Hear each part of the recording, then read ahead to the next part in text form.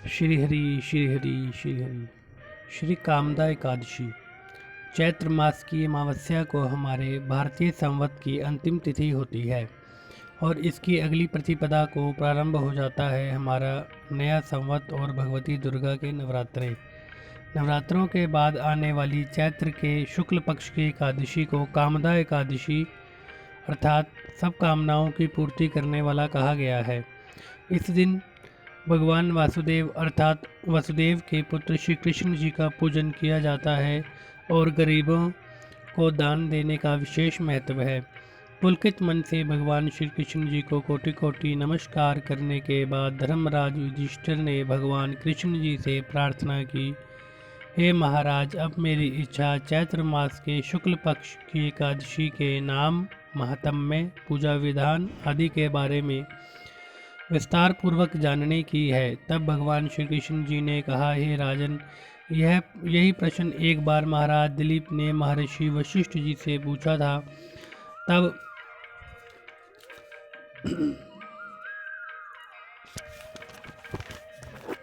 वशिष्ठ जी ने जो कथा महाराज दिलीप जी को सुनाई थी वही मैं आपको सुनाता हूँ। बहुत समय पहले की बात है। रत्नपुर नामक एक नगर पर अनेक ऐश्वर्यों से युक्त पुंडरीक नाम का एक राजा राज्य करता था। रत्नपुर नगर में अनेक अप्सरा, किन्नर तथा गंधर्व वास करते थे। उनमें ललित और ललिता नामक पति पत्नी भी थे। उन दोनों में अत्यंत स्नेह था। थोड़े समय के लिए भी अलग अलग ही वे दोनों अत्यंत व्याकुल हो जाते थे। एक समय पुंडरीक की सभा में अन्य गंधर्वों के साथ ललित भी गाना गा रहा था। गाते गाते उसको अपनी प्रियतम ललिता का ध्यान आया। इससे ध्यान भंग हो गया और गायन का स्वरूप बिगड़ गया। ललित के मन का भाव जानकर करकोट नामक नाग ने पदभंग होने का कारण राजा से कह दिया। तब पुंडरीक ने क्रोध पूर्वक कहा कि तू मेरे सामने गाता हुआ अपनी स्त्री का स्मरण कर रहा है, अतः तू कच्चा मांस और मनुष्य को खाने वाला राक्षस बनकर अपने किए कर्म का फल भोग। पुंडरीक के श्राप से ललित उसी समय विकराल राक्षस हो गया। उसका मुख अत्यंत भयंकर, नेत्र सूर्य और चंद्रमा की तरह प्रदीप तथा मुख से अग्नि निकलने लगी। सिर के बाल पर्वत पर खड़े वृक्षों के समान तथा भुजाएं अत्यंत लंबी हो गई। इस प्रकार उसका शरीर 8 योजन लंबा हो गया। राक्षस बनकर वह अनेक प्रकार के दुख भोगते हुए जंगलों में भटकने लगा। अब तो उसकी स्त्री ललिता भी अत्यंत दुखी होकर उसके पीछे पीछे भटकती रहती और तरह तरह से विलाप करती रहती।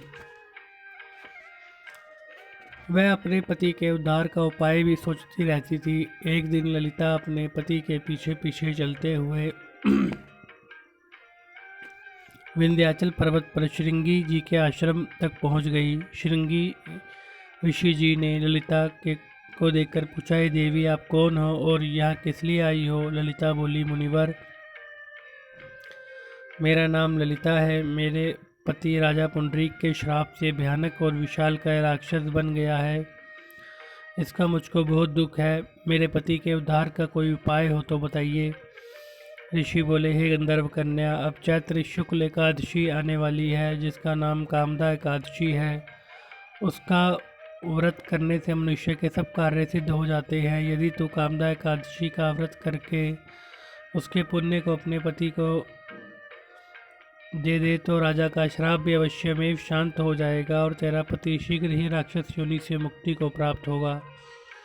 चैत्र शुक्ला एकादशी आने पर ललिता ने व्रत किया और द्वादशी को ब्राह्मणों के सामने अपने व्रत का फल अपने पति को देती हुई भगवान से प्रार्थना करने लगी, हे प्रभु, मैंने जो यह व्रत किया है इसका फल मेरे पतिदेव को प्राप्त हो, जिससे वह राक्षस योनि से मुक्त हो जाए। एकादशी का फल देते ही उसका पति राक्षस योनि से मुक्त होकर अपने पुराने स्वरूप को प्राप्त हुआ और अनेक सुंदर वस्त्र आभूषण से युक्त होकर ललिता के साथ विहार करने लगा। उसके पश्चात वे दोनों एक दिव्य विमान पर बैठकर स्वर्गलोक को चले गए। वशिष्ठ मुनि ने आगे कहा कि हे राजन, इस व्रत को विधि पूर्वक करने से समस्त पापों का नाश हो जाता है तथा राक्षस आदि की योनि भी छूट जाती है। संसार में इसके बराबर कोई और दूसरा व्रत नहीं है। इसकी कथा पढ़ने या सुनने मात्र से ही वाजपेयी यज्ञ का फल प्राप्त हो जाता है। श्री हरि श्री हरि श्री हरि। विकी।